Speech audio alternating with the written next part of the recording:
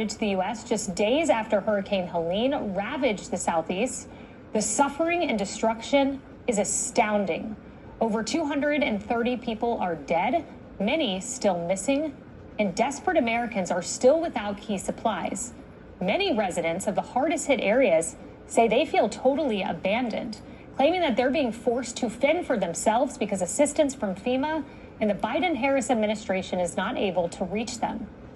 With the federal government nowhere in sight, distressed residents have been relying on neighbors, on private organizations for help. One Helene victim telling the New York Post that FEMA said they were not coming because of a, quote, road closed sign. Struggling and devastated Americans are asking, when will someone step in?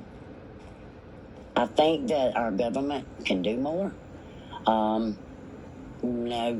Because we're going to need the help. There's roads gone. There's so much more that could be done, and giving us $750 if you can even apply for it is ridiculous. Where is the help for Western North Carolina? We can send billions to Ukraine, and we can't help Western North Carolina. The response time right now is extremely slow, if at all, in some areas. I know haven't really been touched except by the locals. President Biden is here today. Do you have a message for him? Yeah, whoopee-doo, and where are you at when everything else happens?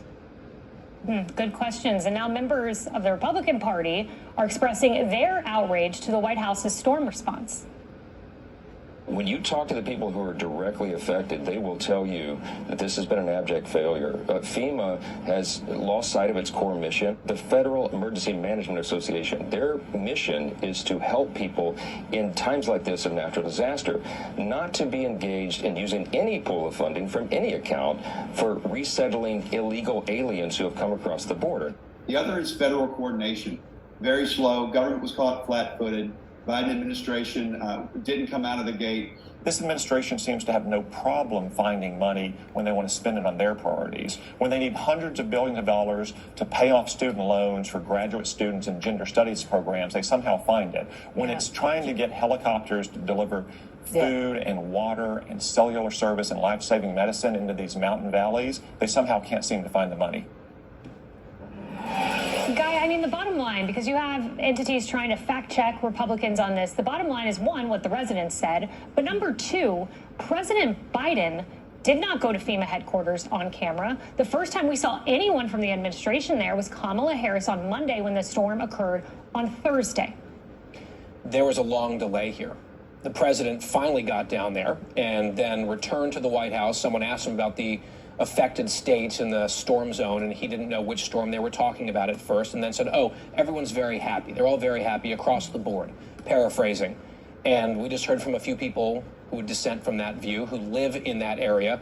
I had a gentleman who's from Save Our Allies, who's doing some of this work on the ground in North Carolina. He was on my radio show on Friday. He estimated 90% of the efforts that he has seen have come from private citizens and organizations, not from the government. It's too delayed, it's too little, and to pretend like that didn't happen is preposterous.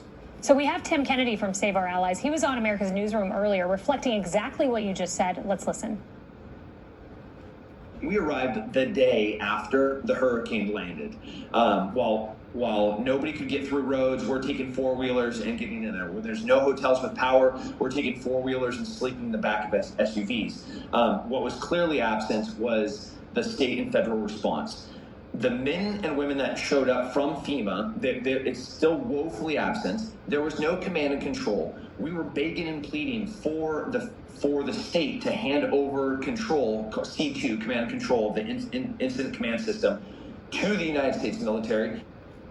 I mean, Martha, this is insane. Walmart managed to show up along with several other private organizations. Honestly, Kaylee, I can't think of any better demonstration for the bloated inefficiency of a large government. I mean, that is what we're watching here. We see time and time again, Save Our Allies, Rubicon, they're able to get stuff done. They're former military people. They know how to cut through and say, look, here's what needs to happen right now. And the fact that we're hearing from Karine Jean-Pierre that, you know, this FEMA money goes for the immigrants in cities, this FEMA money is going towards relief efforts, and that money is going to run out. And we see this other hurricane that's barreling towards the coast.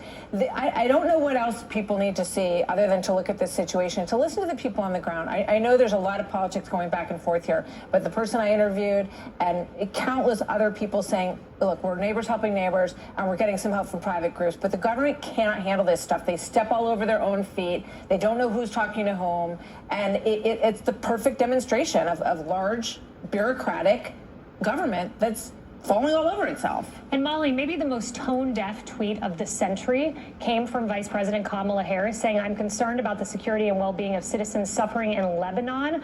We'll continue to work to help meet the needs of civilians there. To that end, the U.S. will provide nearly $157 million in additional assistance to the people of Lebanon. How about the people of Asheville? It's just amazing to see something like that come out during this sensitive period. It's not just the delay in getting down there, it's that what they've been offering people is a few $100 to help with rebuilding. We're still in the rescue and recovery operations right now, and the lack of attention from the federal government is appalling, particularly when they're spending so much money overseas, hard-earned taxpayer money to fight wars overseas or to help out the people of Lebanon, and just leave these people in the dust. You know, Ainsley, I'm curious to see how this plays out, because Thursday, President Biden is supposed to leave to go overseas. It's being described by CNN as a non-urgent diplomatic trip to Germany and Angola. Well, when the hurricane hits Wednesday night and Thursday morning, is he still going to head over for that non-urgent trip? I hope not. They're getting a double whammy. We have friends all in the Tampa area. Houses were flooded. One neighborhood, my friend used to live in that neighborhood. She went back to it. 3 houses had burned down, totally lost everything. That is nothing even compared to what we're seeing, the mass devastation in North Carolina. My friend's brother is a builder in the Charlotte area, and he packed up his truck with a friend, went to Home Depot, got a bunch of supplies, and the sister says that one guy with FEMA came to Marshall, North Carolina about 2 days after the storm. He assessed the area and said they need everything. Capital letters. No one has come back, not one person with FEMA. The government, et cetera, the locals have band together and are organizing a cleanup. Yeah, and Governor Kemp had to call and say, what about the rural counties? Make sure they get federal declarations. They spent $1.4 billion on migrants. They gave $30 million to the North Carolina area. Priorities, that's what that tells you.